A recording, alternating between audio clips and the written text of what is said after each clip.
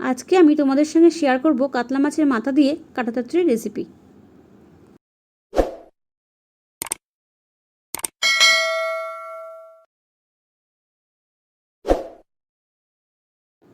দুখানা বড় বড় সাইজে কাতলা মাছ নিয়ে নিয়েছি। কাতলা মাছের মধ্যে নুন আর হলুদ দিয়ে কাতলা মাছের মাথাগুলোকে মাখিয়ে নেব। এদিকে আমি কড়াইতে তেল দিয়ে দিয়েছি, এদিকে মাথাগুলোকে আমি ভেজে নেব। মাথাগুলো কিন্তু আমি দুভাগে ভেজে নেব।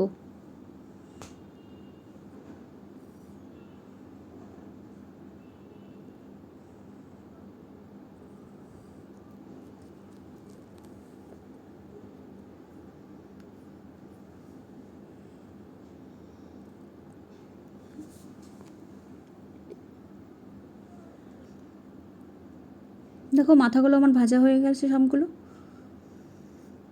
মাথাগুলোকে আমি তুলে নিয়েছি একটা পাত্রে। এদিকে আমি আলুগুলোকে ভেজে নেব।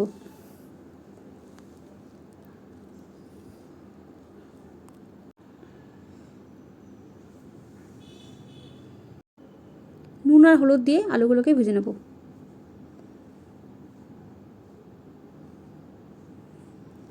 ভালোভাবে নাড়াচাড়া করে নিলাম। এটাকে কিন্তু আমি এবার ঢাকা চাপা দিয়ে ভেজে নেব।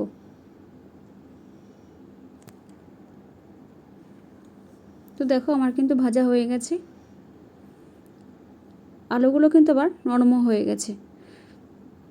এদিকে আমি কড়াইতে তেল দিয়ে দিয়েছি, আর তেলের মধ্যে দিয়ে দিলাম শুকনো লঙ্কা, আর দিয়ে দিলাম সাদা জিরে, আর দিয়ে দেবো কেটে রাখা পেঁয়াজ। পেঁয়াজটা একটু নাড়াচাড়া করে নেব, আর দিয়ে দেবো কেটে রাখা টমেটো। টমেটো দিয়েও ভালোভাবে নাড়াচাড়া করে নিচ্ছি। এবার দিয়ে দেবো এখানে আদা বাটা।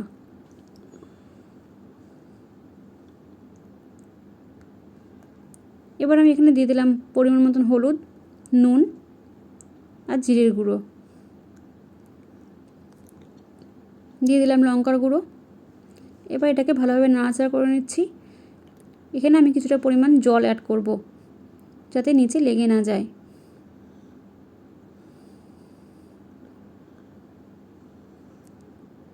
এবার আমি কিছুক্ষণ কষিয়ে নেব ঢাকা চাপা দিয়ে।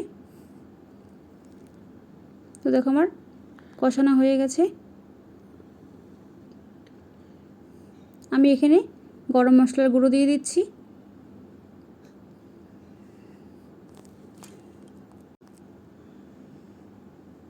আমি কিন্তু এবার এখানে ভেজে রাখা আলুটা দিয়ে দেব।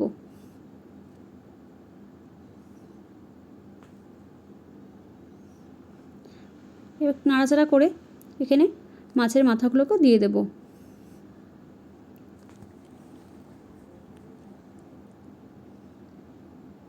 দেখো মাছের মাথাগুলোকে দিয়ে দিয়েছি। এবার কিন্তু আমি আস্তে আস্তে এগুলোকে নাড়াচাড়া করে নিচ্ছি। আমি এখানে কিছুটা পরিমাণ জল আবার দিয়ে দিলাম। জল দিয়ে এটাকে ভালোভাবে নাড়াচাড়া করে ঢেকে দেব।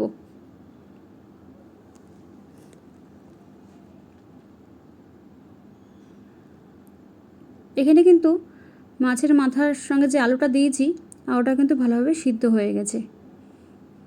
দেখো তোমাদেরকে ভেঙে দেখাচ্ছে সিদ্ধ। দেখো দুখানা আলু আমি ভেঙে দেখিয়ে দিলাম। এখানে এবার দিয়ে দিলাম একটা চেরা কাঁচা লঙ্কা।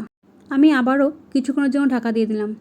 তো দেখো ঢাকাটা খুলে তোমাদের দেখাচ্ছি, আমার কিন্তু রেসিপিটা রেডি হয়ে গেছে। তো এটা দিয়ে কিন্তু গরম গরম ভাতের সঙ্গে সার্ভ করলে খেতে খুব ভালো লাগবে। আশা করি ভিডিওটা তোমাদের ভালো লেগেছে। ভিডিওটা ভালো লাগলে লাইক, কমেন্ট ও শেয়ার করে দিও। দেখা হচ্ছে পরের ভিডিওতে।